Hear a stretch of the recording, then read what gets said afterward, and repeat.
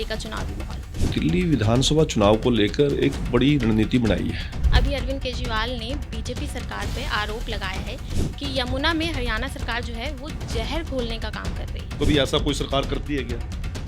किसी को ये बात हजम होती है क्या? तो इस बार आपको क्या लगता है दिल्ली चुनाव में बीजेपी की लहर आएगी और कितनी सीटें बीजेपी हासिल करेगी? लोगों ने डबल इंजन की सरकार मोदी जी के नेतृत्व में बनाने की बात की।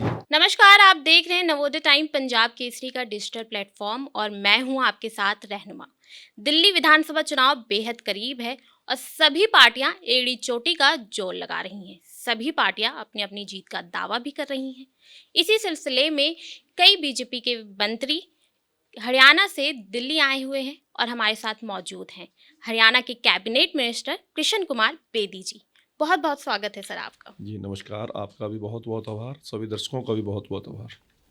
आप हरियाणा से दिल्ली आए हैं, आपने आम जनता से बातचीत भी की होगी, उनसे फीडबैक भी लिया होगा, तो क्या है दिल्ली का चुनावी माहौल? देखिए, केंद्रीय नेतृत्व ने और दिल्ली प्रदेश ने दिल्ली विधानसभा चुनाव को लेकर एक बड़ी रणनीति बनाई है और स्थानीय नेतृत्व के साथ साथ सराउंडिंग स्टेट, चाहे वो राजस्थान है, चाहे हरियाणा है, हिमाचल है, पंजाब है, उत्तराखंड है, उत्तर प्रदेश है और मध्य प्रदेश है, सभी प्रदेशों के प्रमुख नेताओं की जिम्मेवारी यहाँ पे तय की गई है।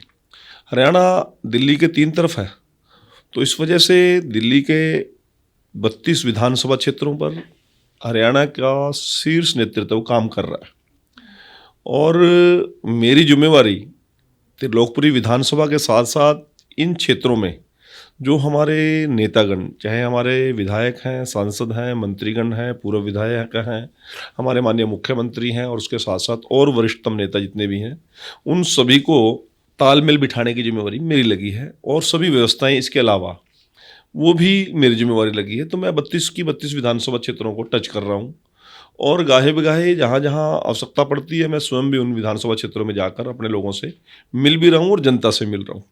2 तारीख से लगातार मैं दिल्ली में हूँ और 2 तारीख से दिल्ली में होने के कारण हर जाति वर्ग के व्यक्ति से, हर एज ग्रुप के लोगों से, हर कारोबार करने वाले, नौकरी पेशा करने वाले सभी लोगों से मैं व्यक्तिगत तौर पर मिल रहा हूँ। आज जिस प्रकार का वातावरण दिल्ली में है, पहले केजरीवाल जी ने एक बहुत बड़ा झूठ बोला कि मैं एजुकेशन के अंदर नया मॉडल लेके आऊँगा, मोहल्ला क्लिनिक लेके आऊँगा, ईमानदारी से सरकार चलाऊँगा, किसी प्रकार की सुख सुविधाएं मुख्यमंत्री रहते हुए मैं नहीं लूँगा, इस प्रकार का लोगों को समझ बाग दिखाए। और परंतु आज वो ना मोहल्ला क्लिनिक की बात करता, ना वो बढ़िया शिक्षा की बात करता, ना बढ़िया स्कूल की बात करता, अब वो 2100 रुपये देने की बात करता है। कहीं पे इसके एक भी स्पीच में अपने किए हुए काम की चर्चा ही नहीं है। अभी अरविंद केजरीवाल ने बीजेपी सरकार पे आरोप लगाया है कि यमुना में हरियाणा सरकार जो है वो जहर घोलने का काम कर रही है। रहनुमा जी, कभी ऐसा कोई सरकार करती है क्या? किसी को ये बात हजम होती है क्या? मुख्यमंत्री जी कह रहे हैं कि हम तो दूध में भी पानी मिलाना पाप समझते हैं। नायब सिंह सैनी जी का बयान आया है और ये इस प्रकार के बेतुके आरोप लगा रहा है। सारा मीडिया जगत किस प्रकार का ये हास्यास्पद बयान है, ये समझ में नहीं आ रही लोगों को। अब इस प्रकार के आरोप लगा के, और जमुना हमारे क्षेत्र से निकलती है, उत्तर प्रदेश से आती है, सभी को टच करती है, वहां तक कोई घटना नहीं घटी दिल्ली में एंट्री करने के बाद, जबकि सारा का सारा गंदा पानी खुद जमुना में छोड़कर उसको दूषित कर रहा है। इसके पास एक भी ट्रीटमेंट प्लांट इस प्रकार का नहीं है कि जो जमुना को बचाने का इसने कोई काम किया हो।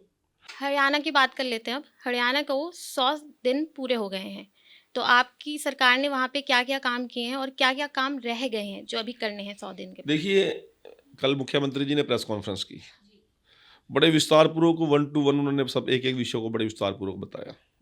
100 दिन के अंदर हमने जो अपना घोषणा पत्र, अपना जो वचन पत्र हमने दिया था, उस पर हमने पहले दिन से ही काम शुरू कर दिया। हमने वादा किया था चुनाव के दौरान कि जो लोग 24,000 नौजवान जिनको भर्ती का सिलेक्शन हो चुका था परंतु अपॉइंटमेंट लेटर किसी कारण से नहीं दे सके थे, कोर्ट में कांग्रेस के लोग गए, कुछ प्रकार का जो अड़ंगा था, मुख्यमंत्री जी ने कह दिया था कि शपथ बाद में लूँगा और उन लोगों को अपॉइंटमेंट लेटर पहले दूंगा।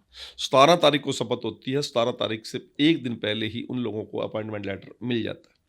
मुख्यमंत्री जी ने वादा किया था कि मैं आरक्षण में आरक्षण दूंगा, डीएससी के लोगों को ये वादा करके नींद में आए थे। पहली कैबिनेट में एक सिंगल एजेंडे पर काम, वन लाइन एजेंडा था कि मैंने जो लोग शोषित पीड़ित हैं उन लोगों के अधिकार देने का जो मैंने वादा किया था वो उसी दिन उन्होंने कैबिनेट में पास कर दिया। सीएम साहब ने वादा किया था कि मैं हरियाणा प्रदेश के सभी फसलों को एमएसपी पे खरीदूंगा, और खरीदूंगा नहीं, 72 घंटे के अंदर पेमेंट दे दूंगा। वो भी किया। हमारे यहाँ पर जो महिलाओं को 500 रुपये सिलेंडर देने की बात हुई थी वो भी हमने कर दिया। उसके बाद केंद्र के अंदर 21 बीमारियों से पीड़ित लोगों को हम दिव्यांग पेंशन की श्रेणी में रखते हैं, परंतु हरियाणा प्रदेश के अंदर हमारे पास 10-11 इस प्रकार की बीमारियों के लोगों को हमने अभी तक नोटिफाइड किया था, आइडेंटिफाइड किया था। परंतु पिछली कैबिनेट के अंदर हमने जो 11 और 10 बीमारियां और थी उनको भी जोड़कर उन लोगों को उस प्रकार का लाभ देने की बात थी, उसकी भी हमने कैबिनेट में उसमें मोहर लगाने का काम कर दिया। इसी प्रकार से हमने जो वादा किया था पारदर्शिता के साथ शासन और प्रशासन चलाएंगे, तो हमने 100 दिन के अंदर उस प्रकार के आगे बढ़ने का काम किया। जो भ्रष्ट आदमी है उनको लिस्टेड किया। अरविंद केजरीवाल जी और राहुल गांधी जी ने कई बार आरोप लगाए हैं बीजेपी पर और कहा है कि बीजेपी ने जो है बाबा साहेब अम्बेडकर जी का अपमान किया है, और आप भी दलित समाज से ही आते हैं, तो आपकी इस पर क्या राय? देखिए, आरोप लगाने के लिए तो कुछ भी कर सकते हैं। आरोप तो पहले तो ये इकट्ठे संसद में कई बार इस पे हंगामा भी हुआ है। मैं बता रहा हूँ आपको। पहले तो ये पंजाब में एक दूसरे को गाली दे के चुनाव लड़ रहे थे। लोकसभा का चुनाव आया, दिल्ली में भाई भाई हो गए, हरियाणा के अंदर भाई भाई हो गए। जैसे ही चुनाव निपटा फिर हम एक दूसरे के ये दुश्मन हो गए। अब इन लोगों का ना नीयत है, ना नीति है, ना इनके ऊपर कोई सोच है। और डॉक्टर B.R. अम्बेडकर जी के इतने साल कांग्रेस ने राज किया, कितना दुर्भाग्यपूर्ण है कि डॉक्टर B.R. अम्बेडकर जी का जो जिस मकान में उनकी मृत्यु हुई उसको संग्रहालय बनाने का काम किसने किया? हमने किया। उनकी जन्मभूमि को महू के अंदर यदि आर्मी से कानूनी लड़ाई लड़के वहाँ पर उनका संग्रहालय बनाया, वहाँ पर उस ज़मीन को आर्मी क्षेत्र में गया हूँ महू के अंदर, पूरा पूरा कैंट के एरिया के बीच में वो ज़मीन बहुत महंगे रेट पर केंद्र की सरकार ने 5 के 5 तीर्थों की यदि योजना बनाई तो भारतीय जनता पार्टी ने बनाई। हरियाणा विधानसभा चुनाव में बीजेपी की लहर आई, तो इस बार आपको क्या लगता है दिल्ली चुनाव में बीजेपी की लहर आएगी और कितनी सीटें बीजेपी हासिल करेगी? ऑथेंटिक तरीके से बात बता रहा हूँ कि जितना मैंने अभी तक दिल्ली में घूमा हूँ, जितने वर्ग के लोगों से मिला हूँ, चाहे मीडिया जगत के लोग हों, चाहे वो मजदूर वर्ग के लोग हों, चाहे वो रेडी फड़ी वाले हों, चाहे वो कोई और क्लास के एम्प्लॉयज क्लास के लोग हों, सभी की सभी का इससे मोह भंग हुआ है और लोगों ने डबल इंजन की सरकार मोदी जी के नेतृत्व में बनाने की बात की है। चलिए, बहुत बहुत शुक्रिया हमसे बातचीत करने के लिए। तो ये थे हमारे साथ कृष्ण कुमार बेदी जी, जिनका दावा है कि दिल्ली में बीजेपी की सरकार ही बनेगी।